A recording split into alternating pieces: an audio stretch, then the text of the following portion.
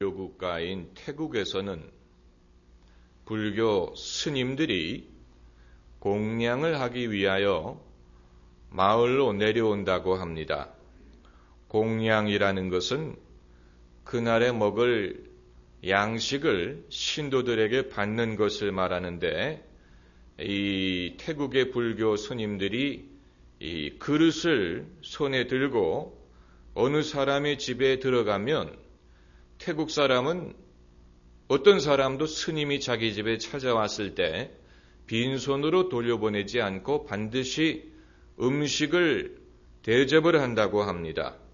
그러면 이제 그 음식을 그릇에 받아가지고 그리고 이제 그 사람에게 축복을 하고 떠나간다고 하는데, 우리나라에도 옛날에는 그런 습관이 있었던 것 같습니다. 제가 아주 어렸을 때 저희 집에 스님이 한 2번 찾아온 기억이 납니다.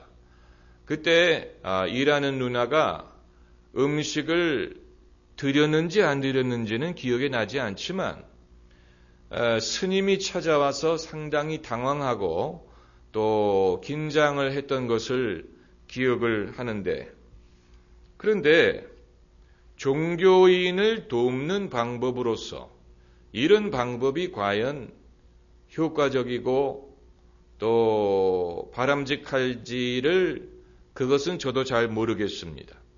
왜냐하면 이 태국에서 하는 것처럼 스님이 공양을 하는 것과 거린이 동양을 하는 것과 그 사람의 마음가짐만 다를 뿐이지 방법에는 별로 차이가 없기 때문에 그렇습니다.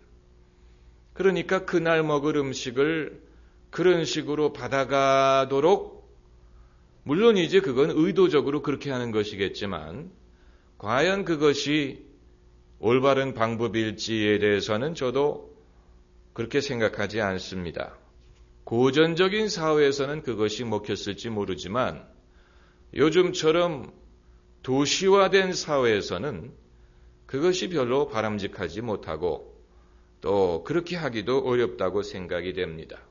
구약시대 전문적인 종교인들은 레위인들이었습니다. 전문적인 종교인이라는 말은 그것이 생업이었다는 얘기입니다. 다른 생업이 없이 하나님을 섬기는 일만 한 사람들이 구약시대에는 레위인들이었습니다.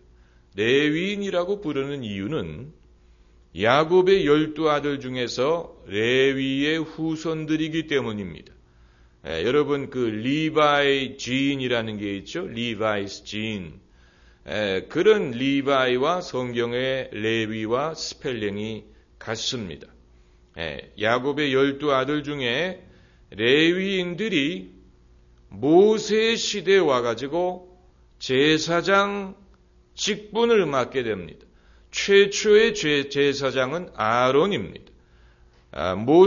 참고로 모세와 아론도 이 레위 지파 출신입니다. 그런데 아론이 최초의 제사장이 되고 그의 자식들, 후손들이 계속해서 제사장으로 하나님께 제사 드리는 일을 맡게 되면서 그들이 가나안 땅에 들어갈 때 기업을 받지를 않습니다. 기업이란 말은 땅을 말합니다.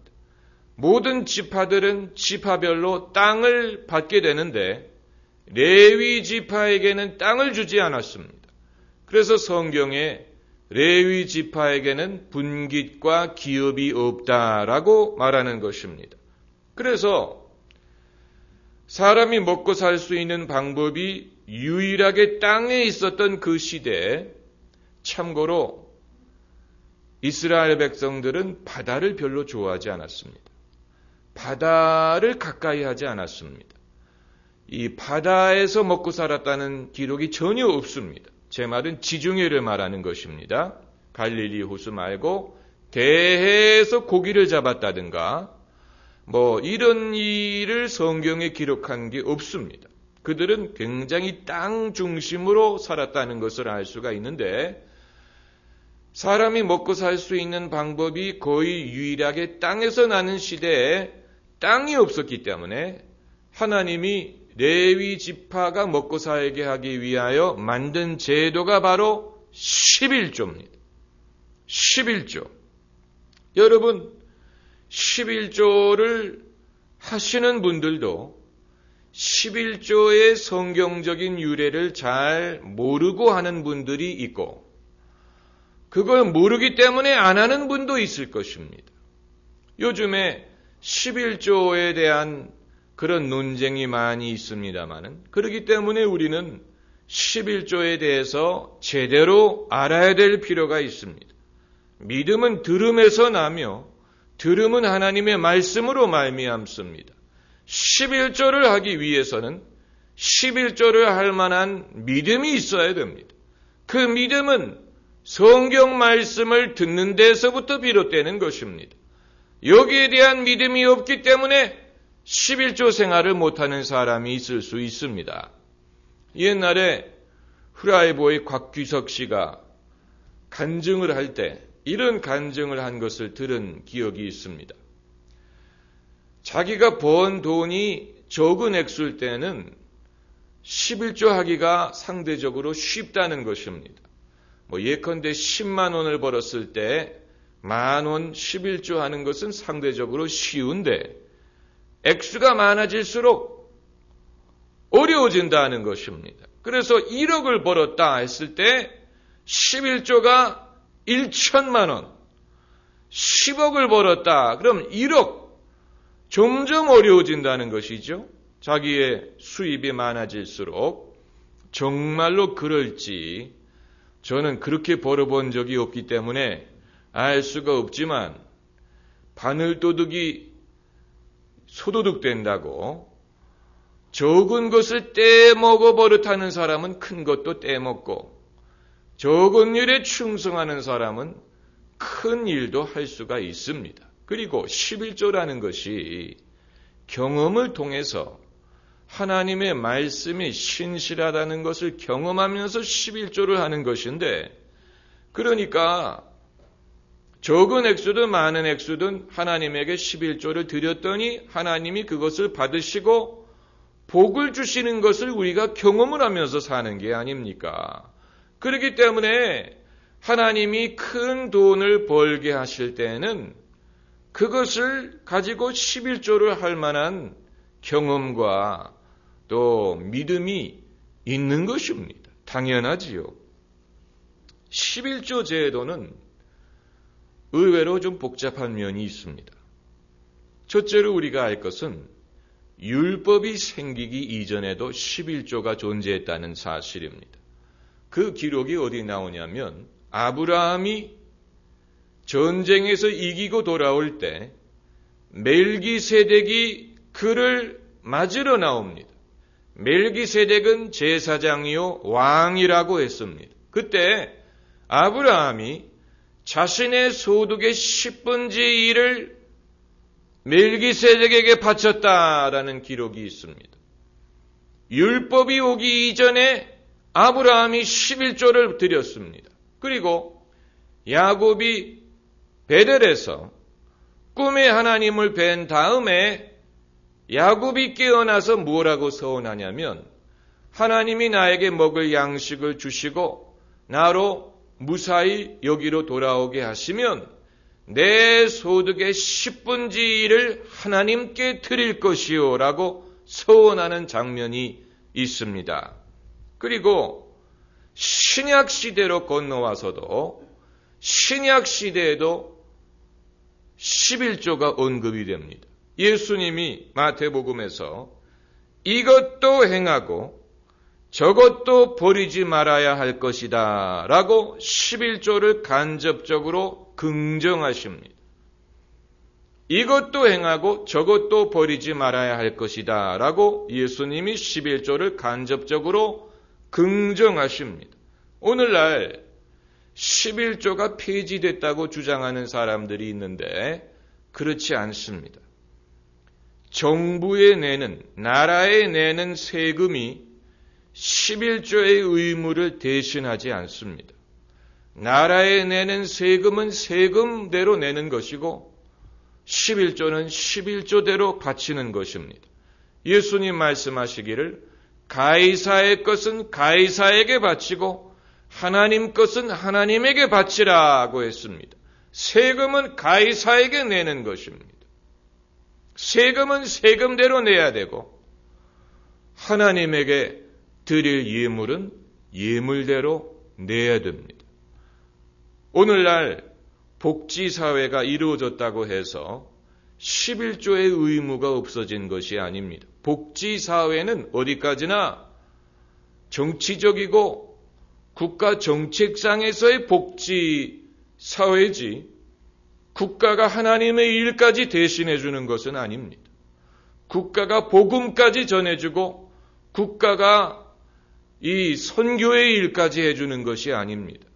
그렇기 때문에 국가에 내는 세금이 11조의 역할을 대신한다고 볼 수 없습니다. 다만 세금과 11조의 관계는 11조를 계산할 때 세금을 뗀 후의 소득의 11조를 계산하면 됩니다. 무슨 말인지 아시겠어요? 세금을 떼고 남은 순수익의 11조를 계산하라는 얘기입니다. 세금 내기 전에 그 수입 말고 세금을 뗀 순수익의 11조를 계산하면 됩니다. 만약에 여러분이 목사님, 저는 제 11조를 계산할 수가 없습니다. 그러면 저를 부르시면 제가 그것을 계산해 드리겠습니다. 사실 사업을 하는 사람은 자기가 지금 돈을 벌고 있는지 잃고 있는지 그것조차도 모를 때가 많아요. 왜냐하면 끊임없이 돈이 들락날락하기 때문에 이미 상당한 액수를 투자를 했고 그 투자한 것을 아직 뽑지 못했고 그러면서 또 은행에서 돈을 빌렸고 세금을 내고 있고 그러면서 동시에 수입이 들어오고 있는데 이게 지금 순수입인지 아니면 내가 투자한 것을 갚을 때까지 수입이 없다는 얘기인지 계산이 복잡해지지요. 계산이 복잡해집니다. 옛날에 데이비 록펠러는 11조를 계산하는 직원들을 따로 두었다고 했는데 록펠러가 11조 생활을 했습니다. 그는 젊었을 때부터 11조 생활을 했고 큰 재벌이 된 다음에도 11조를 하나님께 꼬박꼬박 바쳤습니다. 그리고 록펠러는 교회들을 짓고 미국 맨하탄에 지금도 가면 리버사이드 교회가 있는데 그 교회를 록펠러가 지었습니다. 그리고 UN 빌딩 그 자리도 록펠러가 기증한 땅에 UN 빌딩을 짓게 된 것입니다. 그러니까 돈은 정승처럼 벌었지만 쓸 때는 경건하게 쓰려고 애를 쓴 흔적을 볼 수가 있습니다. 그런데 이스라엘 백성이 11조를 레위인들에게 바친 이유는 당연히 레위인들이 소득이 없고 또 유일한 소득의 근원이 땅인 시대에 땅이 없는 이 지파이기 때문에 그들에게 11조를 레위 지파에게 바쳤습니다. 그 성경 구절을 우리가 여러 군데 찾아볼 수 있지만 오늘 본문에서도 레위인에게 11조를 바치는 구절이 나옵니다. 그게 바로 17절입니다. 너는 곡식과 포도주와 기름의 11조와 and란 말입니다. 다시 말하면 그 다음에 나오는 것은 추가라는 얘기입니다. 11조와 내 우양에 처음 나온 것, 첫 열매를 말하는 것입니다. 그러니까 11조는 최소 의무입니다. 최소의 의무, 기본적인 의무입니다. 11조를 하나님께 드리면 그 다음에는 나는 전혀 더 이상 하나님에게 예물을 드릴 의무가 없는 게 아니고 11조는 기본이고 그리고 추가로 예물, 감사헌금, 또 서원한 것, 첫 열매 이런 것이 있는 것입니다. 이것을 우리가 한번 성경에서 찾아보기를 원하는데 말라기서 3장 8절을 찾아가겠습니다. 말라기서, 구약 성경의 마지막 책인 말라기서, 구약 성경 1329면입니다. 말라기서 3장을 보면은 말라기서 3장 7절부터 8절부터 보겠습니다. 3장 8절부터 보면 사람이 어찌 하나님의 것을 도적질하겠느냐? 그러나 너희는 나의 것을 도적질하고도 말하기를 우리가 어떻게 주의 것을 도적질하였나이까 하도다. 이는 곧 11조와 헌물이라. 11조와 헌물이란 말이 나옵니다. Tithe and offering. 11조와 헌물. 그러니까 그 당시에 11조는 11조. 그리고 헌물이 따로 있었다는 얘기입니다. 너희 곧 온 나라가 나의 것을 도적질하였으므로 너희가 저주를 받았느니라. 이건 이제 집합체로서의 저주를 말하고 있습니다. 국가, 너희 나라가 나의 것을 도적질했다. 그러니까 국민들로 하여금 가이사의 것은 가이사에게, 하나님의 것은 하나님에게 바치도록 해야 됩니다. 이게 다시 말하면 헌금의 자유, 또 희사의 자유, 또 이런 어떤 이 자선 사업에 대해 그것을 이 국가가 이 세법상으로나 여러 가지 혜택상으로 장려하는 국가가 잘 되는 국가지. 그것을 금지한다든가 아니면 국가가 모든 것을 다 가져가서 백성들로 하여금 자기의 마음대로 선한 일을 할 수 있는 능력조차도 뺏어가는 나라라면 그 나라는 저주를 받는다는 얘기입니다. 그러니까 지금 이 구절에 개인들에게 하시는 말씀이 아니고 나라에게 하시는 말씀이, 너희 곧 온 나라가 나의 것을 도적질함으로 너희가 저주를 받았느니라. 국민들에게 이 소유의 자유를 허락을 해 주어야 그들이 헌금을 하든 희사를 하든 좋은 일에 돈을 쓸 수 있을 것이 아닙니까? 국가가 그것을 좋게 여기고 장려하는 나라가 있어요.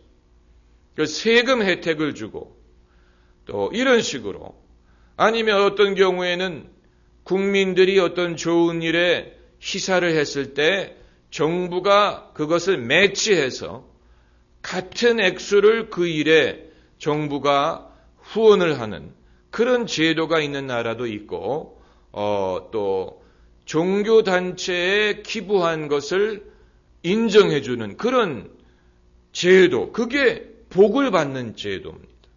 복을 받는 제도입니다. 왜냐하면 국가가 직접적으로 종교를 후원하는 건 아니더라도 국민들이 자기의 믿음대로, 자기의 종교대로 자기의 재물을 누구에게 희사할 수 있는 권리를 인정하고 보호하는 것을 말합니다.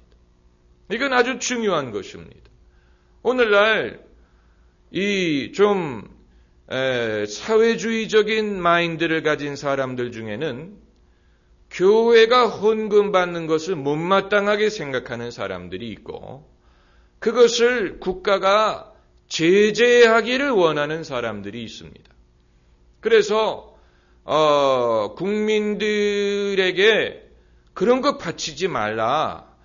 국가가 너희들을 돌보고 국가가 선한 일을 하기 때문에 국가가 교회의 역할을 대신하면 된다. 이런 식으로 국민들의 마음에다가 믿음에다가 죄를 뿌리는 그런 경우도 있고, 또 세금 혜택을 아예 부인한다든가, 또 교회에다가 뭐 세금을 먹인다든가, 무슨 뭐 불이익을 준다든가, 이런 식으로 국민들이 자기의 믿음을 따라서 희사하는 것을 막으려고 하는 그런 사람들이 있습니다. 이것은 우리가 이런 경향을 미리 파악을 하고 이것이 국민의 기본적인 종교의 권리를 침해한다는 사실을 알아야 됩니다. 종교의 자유에는 자기의 믿음에 따라서 자기의 소유를 어디에 기부할 수 있는 권리가 포함되어 있습니다. 예수님 말씀대로 너희 보화가 있는 곳에 너희 마음이 있다고 했는데, 사람들이 보화가 있는 곳에 자기의 정성이 있고 사랑이 있는 것입니다. 믿음과 이러한 희사는 따라가는 것입니다. 그런데 이것을 못마땅하게 여기고 정부의 차원에서 그것을 금지한다든가 이렇게 하게 되는 것은 결국은 이 신앙의 자유를 침해하는 것이 되어버립니다. 오늘날은 그 상상도 할 수 없는 것이지만 그런 식으로 이 교회가 헌금을 거두는 것을 못마땅하게 생각하고 그런 사람들이 있습니다마는, 여러분, 목회자가 교인들의 헌금을 가지고 월급을 받는 것과 공직자들이 국민의 세금을 가지고 월급을 받는 것은 같은 원리입니다. 그러니까 만약에 목회자가 교인들의 헌금을 가지고 월급을 받는 것을 부끄럽게 생각하게 하려고 만든다면, 그럼 공직자도 마찬가지라는 얘기죠. 공직자들도 국민들이 낸 세금을 가지고 월급을 받고 사는데, 그럼 그것도 부끄러운 일이라는 얘기입니다. 그렇지 않지요. 그렇지 않습니다.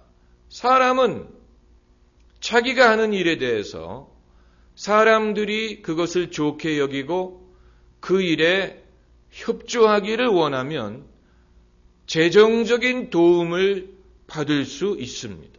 이건 정당한 것입니다. 미국의 대통령 후보로 나오는 사람들이 정치 자금을, 그 선거 자금을 얼마나 모읍니까? 오바마가 이번에 얼마나 많은 선거 자금을 모았습니까? 이것이 오바마를 좋아하고 오바마를 지지하기 때문에 국민들이 내는 선거 자금입니다. 오바마라는 그 한 사람의 리더를 믿고 그를 좋아하고 그를 지지하기 때문에 국민들이 오바마가 대통령이 되는 것을 내가 돕겠다 해가지고 내는 것이 그게 선거 자금이라는 것, 선거 후원금이라는 것입니다. 이걸 정부가 인정을 해주지 않습니까? 그리고 대통령 후보들이 여기에 대해서 전혀 부끄럽게 생각하지 않아요. 이것은 투명한 것이기 때문에 그게 이제 뒷돈으로 오간다면 문제가 되는 것이지만, 투명하게 얼마를 받았고 얼마를 썼다는 것을 보고한다면 전혀 문제될 게 없는 것입니다. 마찬가지로 예수님도 남의 재정적인 도움을 받는 것을 주저하지 않았습니다. 예수님은 이 옥합을 들고 어느 여인이 와서 그 옥합을 깨뜨리고 향유를 예수님에게 부을 때 예수님은 그것을 마다하지 않았습니다. 그것을 거절하지 않았습니다. 그걸 받으셨습니다. 그리고 이것은 나를 위하여 한 것이다 라고 그것을 이해하셨습니다. 그것뿐만이 아니고 막달라 마리아와 또 수잔나와 이런 여인들이 자기의 소유로 예수님과 제자들을 도왔을 때 예수님이 그것을 받으셨습니다. 예수님은 남의 재정적인 도움받는 것을 꺼려하지 않았습니다.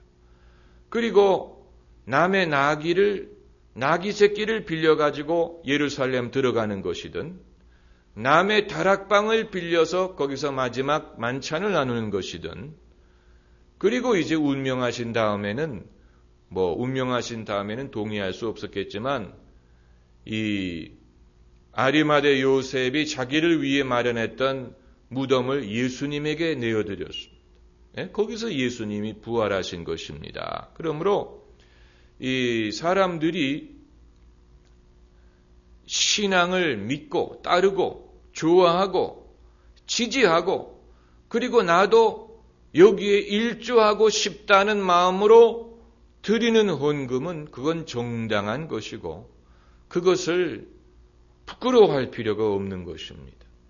그건 정당한 것이고 또 그것은 그 헌금을 드리는 사람의 의사가 거기 반영된 것이고 다만 책임 있게 바르게 그것을 사용하기만 한다면 전혀 문제될 것이 없고 그게 오히려 성경적인 것입니다.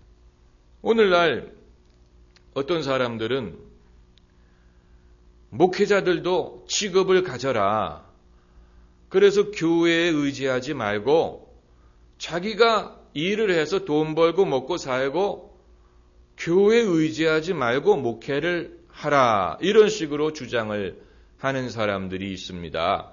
그런데 그것이 교회에서 주는 사례만으로는 생활을 하기가 어려운 작은 교회일 때는 일리가 있습니다. 그럴 때는 그럴 필요도 있겠죠. 그러나 그게 아니고 괜히 교회에 재정적으로 의지하는 것을 부끄럽게 생각을 해서 민망하게 생각을 하기 때문에 나는 교회 도움을 받지 않겠다. 그리고 자기가 직업을 갖고 돈을 벌어서 자기 생활을 하고 목회를 하는 것은 비성경적입니다. 그건 비성경적입니다. 사도 바울이 고린도전서 9장 14절에 성전에서 일하는 이들은 성전에서 나는 것을 먹으며 제단을 모시는 이들은 제단과 함께 나누는 것을 너희가 알지 못하느냐. 그러니까 옛날에 사람들이 성전에 제물을 바칠 때 그 제물이 제사 지내고 남는 것을 제사장들이 그것을 먹었다는 얘기입니다. 그걸 당연하게 생각합니다. 제단과 함께 나누는 것을 너희가 알지 못하느냐. 이와 같이 주께서도 복음 전하는 자들이 복음으로 말미암아 살리라 명하셨느니라. 그 말은 다른 직업을 갖지 말고 하나님의 이 일을 하는 사람은 하나님의 이 일을 통하여 먹고 사는 문제를 해결하라는 얘기입니다. 그게 바로 복음 전하는 자들이 복음으로 말미암아 살리라는 말씀의 뜻입니다. 이건 성경적인 원리입니다. 그렇기 때문에 만약에 누가 나는 교회에 기대는 게 싫다. 자존심 상한다. 내가 내 나름대로 나의 재산이 있고 내가 물려받은 유산이 있고 내 기술이 있기 때문에 그것으로 내가 살겠다. 그렇게 하는 분들은 이상하게 교회가 부흥을 안 합니다. 왜 그런지 아세요? 자존심이 있어서 내가 열심히 목회할 필요 있냐? 나는 교회 없어도 살 수 있고 나는 이미 넉넉하고 이런 마음이 목회에 대한 열정을 식혀버립니다. 목회에 대한 열정을 식혀버려서 마음을 다하여 목회를 하지 않게 만들어버리는 것입니다. 그렇기 때문에 자기의 재산이 있고 자기의 일이 있는 분들이 목회를 할 경우에 목회가 부흥을 하지 않는 경우가 많이 있습니다. 이게 하나님의 원리에서부터 벗어났기 때문에 그런 것입니다. 그렇다고 교회가 부흥을 할수록 월급을 올려준다든가 그렇게 하라는 건 아닙니다.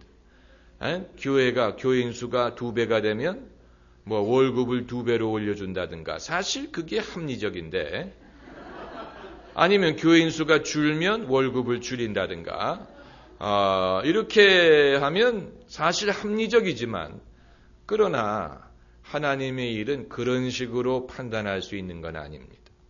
네, 여러분 기왕 말이 나온 김에 말씀을, 그 원리, 이거 뭐 성경에 이렇게 하라고 한 건 아니지만, 이 목회자의 사례를 정할 때 적정한 방법은 뭐냐면, 교인들의 생활 수준을 평균을 내가지고 그 평균에 맞추면 됩니다.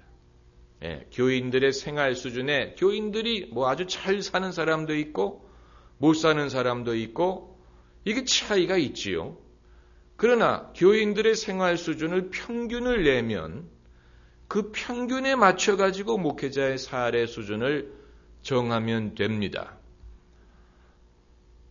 제 사례는 우리 교인들의 평균과 어떻게 맞을까? 그건 여러분에게 맡깁니다. 여러분이 판단하세요. 그러나 그렇게 해야 목회자도 민망하지 않고 교인들도 민망하지 않습니다. 다시 말하면 목회자가, 예를 들어서 목회자가 교인들의 집을 신방을 가는데 뭐 여러 군데 신방을 가지 않습니까? 그런데 만약에 신방을 갔을 때 자기들은 잘 살면서 자기네들은 뭐 플랫 TV 뭐 갖춰놓고 잘 살면서 주의 종들은 초라한 데 살라고 하다니 이런 마음이 들면 축복할 마음이 생기겠습니까? 안 그래요? 그런 마음이 들면 교인을 축복할 마음이 생기겠느냐는. 자기네들은 이렇게 잘 살면서 우리는 이런 식으로 이렇게 생각을 하게 되면 아무리 착한 사람도 마음속에 앙금이 생길 수가 있는. 그게 서로에게 유익하지 않은 것입니다. 서로에게 유익하지 않은 것입니다. 그렇기 때문에 이런 일에 대해서 서로가 자유할 수 있어야 된다. 교인들도 미안하지 않고, 교인들이 예컨대 뭐 자기 자식 교육하는 일이든 자기의 어떤 취미 생활이든 이런 것을 목사님과 의논할 때 미안하지 않아야 된다. 목사님하고 자기 자녀 문제에 대해서 의논하면서 어느 학원에 보내고, 유학을 보내고, 이런 얘기하면서 마음속으로는, 목사님은 그렇게 하고 싶어도 못하실 텐데, 하면서 미안해 하면, 그건 뭔가 문제가 있는 것이고, 또, 목회자도 이런 일에 있어서 교인들과 대화를 할 때, 마치 자신이 뒤처지는 것처럼 생각이 된다든가, 그것도 바람직하지 않다는 것입니다. 여기에 대해서 자유할 수 있어야 돼. 서로 자연스러울 수 있을 때 그때 목회가 원활하게 이루어질 수가 있는 것입니다. 할렐루야. 이건 지극히 상식적인 것입니다. 아주 지극히 상식적인 것이고 또 이 경건한 것이 초라한 것이 반드시 경건한 것은 아니에요. 초라한 것이 경건한 것과 같은 것은 아닙니다. 그렇다고 우리가 욕심에 이끌리고 무욕에 이끌리는 것을 경계해야 되지만 초라한 것이 경건한 것은 아닙니다. 여러분, 제가 밥그릇을 들고 여러분 집에 찾아가면 좋겠습니까? 교인들 집에 신방 가는 식으로 밥그릇을 들고 공양을 하러 다니면 여러분 보기에 그게 좋겠냐고요. 그게 좋지 않지요. 오죽하면 다른 교회의 교인들이 그걸 본다고 생각을 해보세요. 저 집은 목사님이 밥그릇을 들고 공양을 다니시네. 그러면 저 교회는 문제가 있다.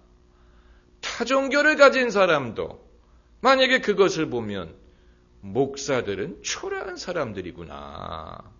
이런 식으로 생각을 하게 될 것이고, 그것은 득이 되지 않습니다. 그래서 이 말라기서를 여러분 펴셨습니까? 3장 10절에 만군의 여호와가 이르노라 너희의 온전한 11조를 창고에 들여 나의 집에 양식이 있게 하고 어디에 양식이 있게 하고 하나님의 집에 양식이 있게 하라는 것입니다. 하나님의 집에 양식이 있게 하라.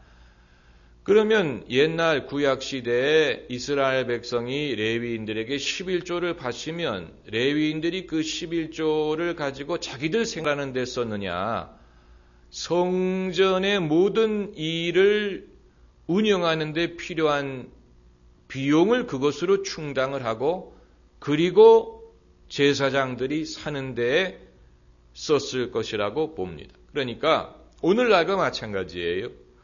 교인들의 11조와 헌금이 교회의 사역, 선교, 또 교회 운영, 또 인건비 이런 모든 것에 다 포함이 되는 것입니다.